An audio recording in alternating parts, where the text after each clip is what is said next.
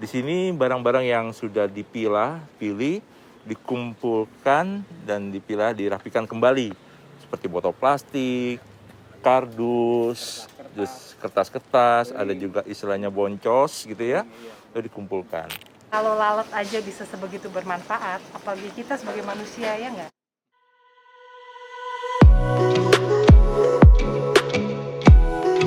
Kenapa kita membuat podcast catatan kehidupan?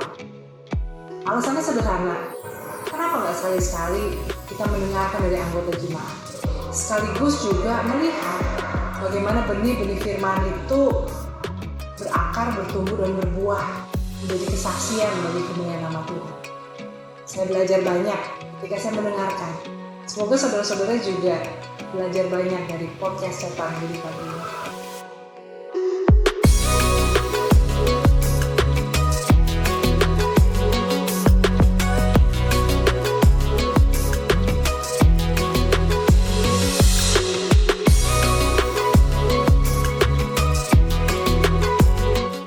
Saudara-saudara, bertemu dengan saya lagi di podcast catatan kehidupan GKI Surya Utama. Dan tentunya saat ini saya berada di tempat yang sudah tidak asing lagi bagi saudara-saudara yang mengenal GKI Surya Utama. Ya, saya di depan gedung gereja. Mau apa hari ini di sini? Karena hari ini saya mau bercakap-cakap dengan sosok yang juga sudah tidak asing bagi kita warga GKI Surya Utama, yaitu Pak Dino. Pak Dino bukan saja sebagai manajer gereja kita, tetapi juga kita mau bercakap-cakap dengan beliau untuk melihat karyanya di tengah masyarakat terkait dengan kepedulian terhadap lingkungan, khususnya masalah sampah di kota Jakarta. Yuk kita segera bercakap-cakap dengan dia.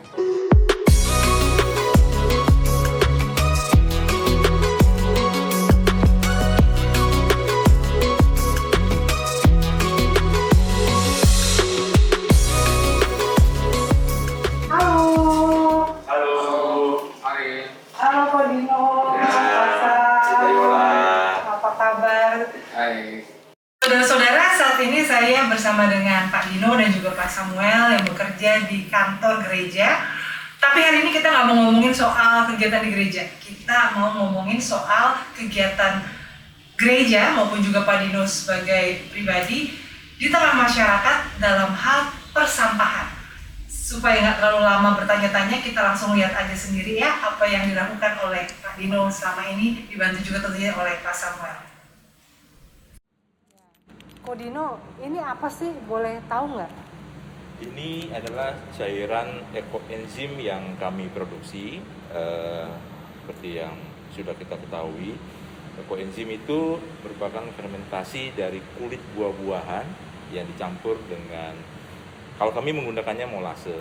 Nah, ini hasil produksi yang sudah kami kumpulkan dan sebagian sudah kami pakai untuk menyemprot tanaman dan juga lingkungan. Jadi kulit buah-buahan yang difermentasi untuk pupuk begitu ya? Untuk pupuk.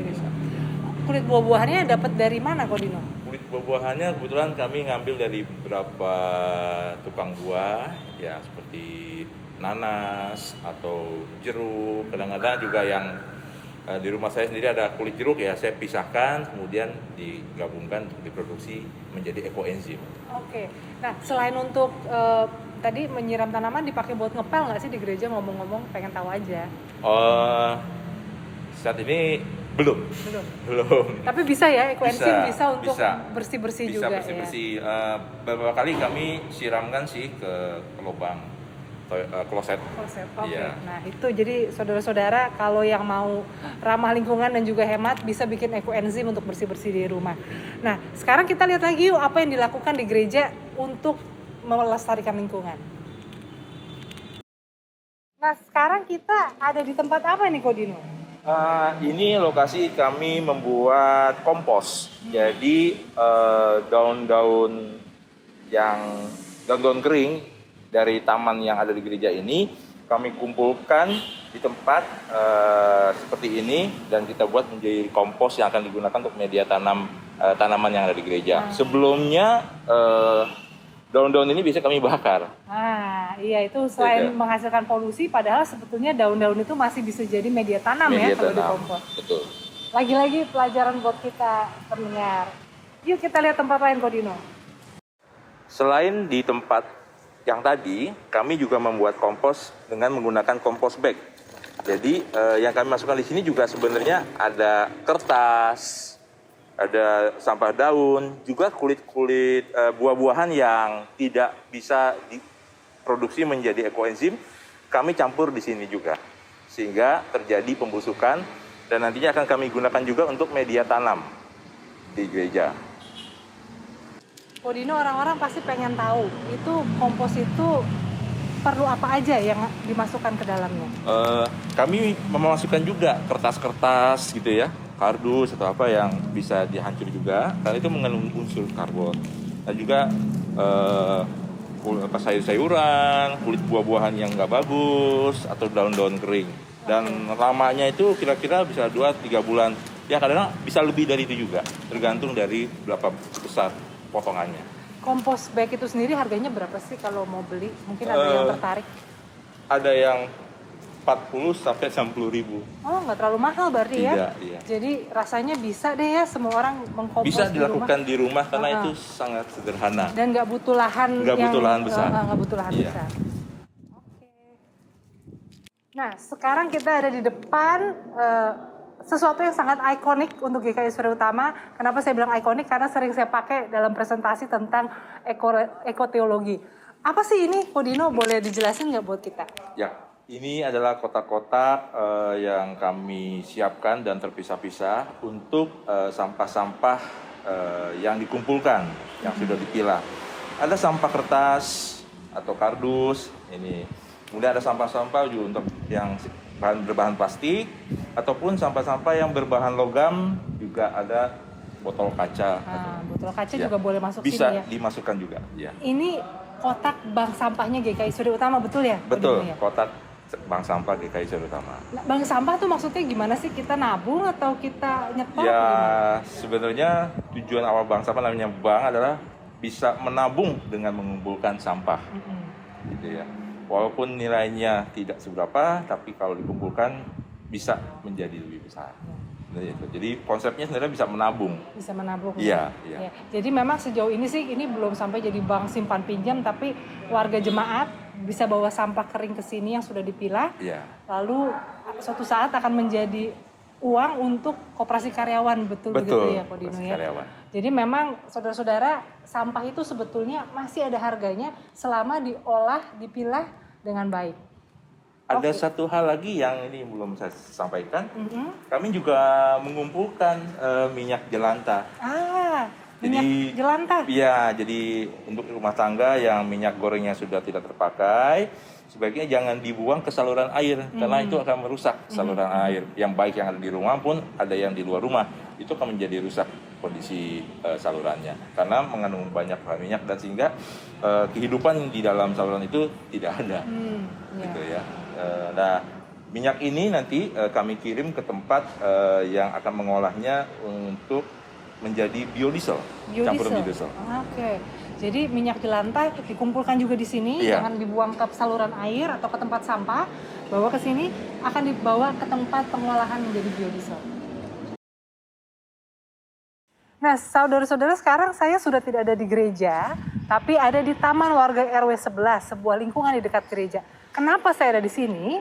Karena ketua RW-nya adalah juga Pak Dino, dan Pak Dino akan mengajak kita melihat karyanya di tengah masyarakat, bagaimana mengolah sampah warga kembali menjadi, bukan saja menjadi emas, menjadi uang, tapi juga menjadi berkat. Yuk kita lihat.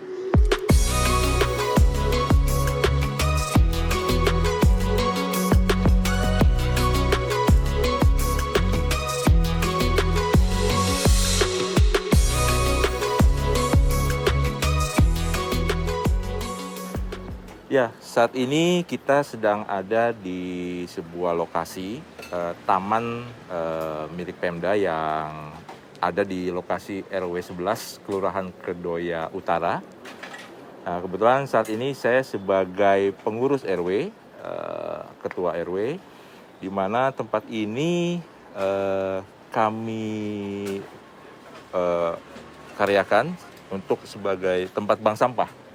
Di sini barang-barang yang sudah pilih, dikumpulkan dan dipilah, dirapikan kembali seperti botol plastik, kardus, terus kertas-kertas, ada juga istilahnya boncos gitu ya, itu dikumpulkan. Nah, sini saya dibantu dengan Pak Ikin, ada istrinya, Bu Ani, dan saudara-saudara yang lain juga dibantu. Nah, kami memilah. Nah, setelah terkumpul, baru nanti kami jual ke tempat pengumpul yang besar. Ini ada berapa orang di sini yang bekerja? Yang bantu-bantuin ada 5, Bu. Ada 5. 5, belum termasuk istri saya, sekitar ada 6-an. Ya, jadi ada 6 orang. 6 orang, iya. Boleh lihat ke dalam? Boleh, silakan. Balik, silakan. Nah, ini barang-barang elektronik yang dibongkar, yang nggak dipakai lagi, diambil logamnya, pilih-pilih. Kemudian ini kardus yang sudah dipisahkan. Nah ini kemudian ada buku. Nah ini buku dipilih lagi karena ada yang kertas putih, ada yang bukan kertas biasa, jadi dipisahkan lagi. Nah itu botol-botol PET itu dipisahkan, dikupas, tutupnya dipisahkan, botolnya dipisahkan juga. Nanti dikumpulkan, dimasukkan dalam karung-karung seperti itu. Ada juga ya sampah-sampah lain, ada bungkus-bungkus deterjen gitu ya, ada bungkus sampo, sampo atau tempat biskuit apa yang dipisahkan kembali. Jadi ini mungkin tips untuk yang memilah sampah di rumah, kalau bisa dipilahnya lebih detil lagi ya. Betul, Jadi, dipilah mempermudah petugas pekerjaan, jadi tidak banyak lagi yang bisa. Iya, dan juga dalam keadaan bersih. Dalam keadaan bersih. Bersih dan kering. Tanaman kami buat ya, jadi dibikin pakai polybag. Jadi nanti kalau ada warga yang mau mengambil ya silakan, bisa. Iya. Tapi cuma buat warga ya? Boleh, siapa kadang ada beberapa dari RW lain datang berkunjung mau minta, silakan. Oke. Wah, nanti jangan-jangan habis ini diserbu nih. Iya. Pada minta. Kami juga ada membudidayakan maggot atau BSF, yang kita kenal dengan BSF atau Black Soldier Fly. Jadi ini lalat, nanti menghasilkan telur, dan telur ini menjadi maggot. Maggot itu kalau istilah ininya belatung ya. Nanti ada kandangnya kalau lagi masih jadi maggot. Nah ini lalatnya yang sudah dewasa, mereka siap kawin, kemudian umurnya hanya 5 hari. Setelah itu mereka mati. Mereka ini perannya memakan sampah atau Buat mengurangi sampah. Iya. mengurangi sampah? Jadi maggot ini setelah dia menetas dari telurnya, dia langsung memakan sampah-sampah.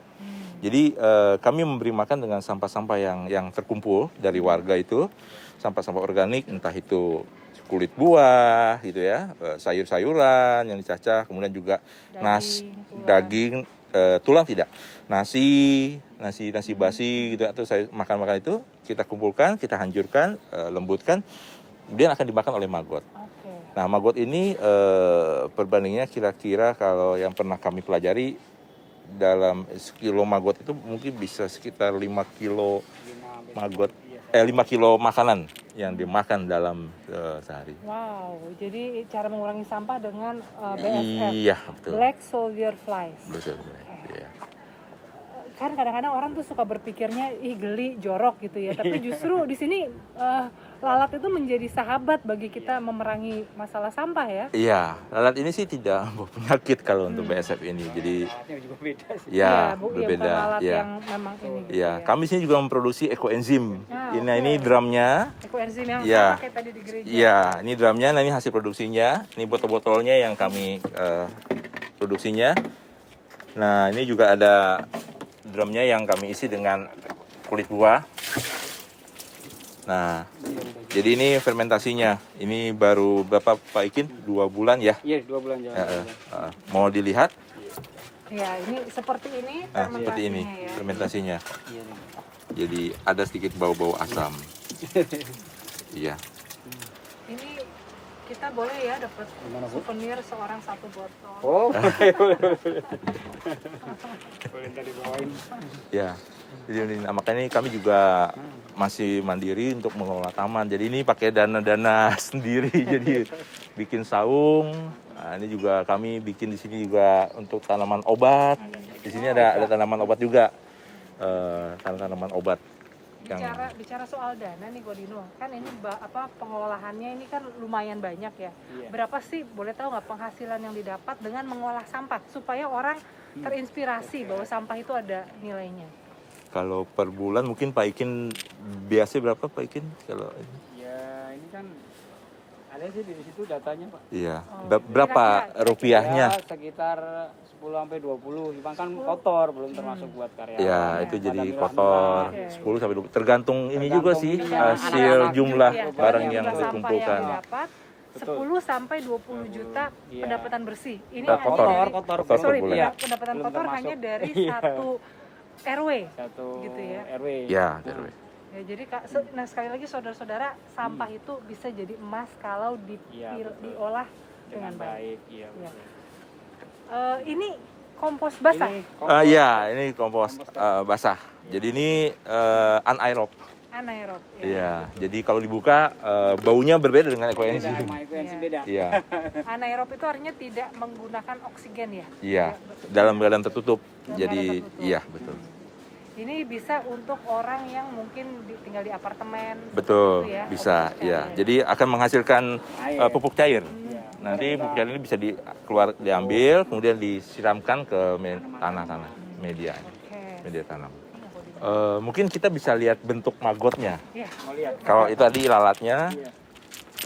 Kalau ini ini yang sekitar umur 2 ini magotnya. sampai 15 hari. Ini maggot sedang bekerja mengolah makan sampah. Makan dia. Makan makan buah-buahan, sampah. bekas buah-buahan Iya. apa aja dimakan itu. Jangan dipikir geli jorok Iya. karena ini Iya. sedang menjadi Iya, proses pahlawan pengurangan nih, sampah. membantu kita untuk Iya. mengurai Iya. sampah. Iya. Magot ini Bisa bisa menjadi pakan ikan atau makanan unggas. Wow. Ah, seperti lele bisa. seperti lele, gitu bisa makan lele. Kita juga ada kolam ikan lele juga. Nah, oke, boleh Heeh. kita lihat. Jadi ini kita kasih makan. Dan itu ini ada kasgot. Kasgot itu bekas maggot, kotorannya dia. Nah itu kita keringkan, nanti kita campur ke tanah jadi pupuk. Wow. Jadi benar-benar Iya, sebuah sebuah kehidupan siklus. yang Iya. siklus kehidupan yang penuh Iya, dengan betul. manfaat. Betul. Kalau lalat aja bisa sebegitu bermanfaat, apalagi kita sebagai manusia ya nggak? Nah ini Pak Ikin sedang ngasih Makan lele. makan lele dengan maggot Magot gitu. yang Langsung tadi dimakan. kita ternak itu. Cuman lagi nih Hah? pagi udah dikasih makan. Ya itu lelenya langsung makan ya. Ya. Karena maggot ini Protein mengandung yang bagus. protein yang cukup tinggi. Bisa buat kita juga ya. Ya. Heeh. Nah, kolam ini tidak hanya satu, kolam lele ada 3 di sini. Kolam ikan nila ada 3 juga. Emang. Iya. Kalau mau lihat yang di sana juga bisa ada Ini saung. juga ada sih, Bu. Mungkin lebih gampang. Pak Ikin kasih makanan di kolam lele. Tuh, langsung dimakan. Iya.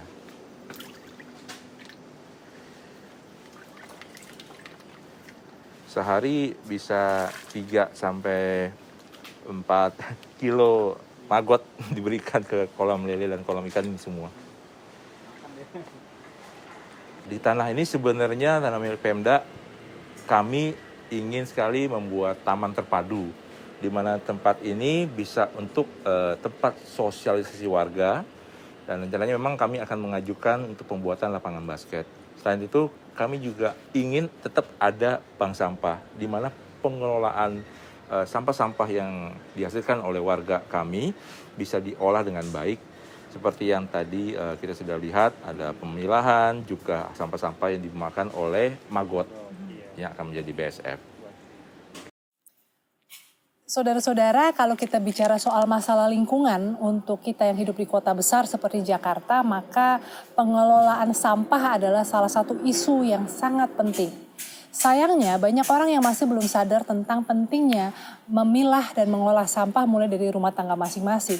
Bahkan kadang-kadang usaha yang dilakukan di lingkungan warga seperti ini pun seringkali dianggap mengganggu karena jadi dekat dengan rumah pengolahan sampah.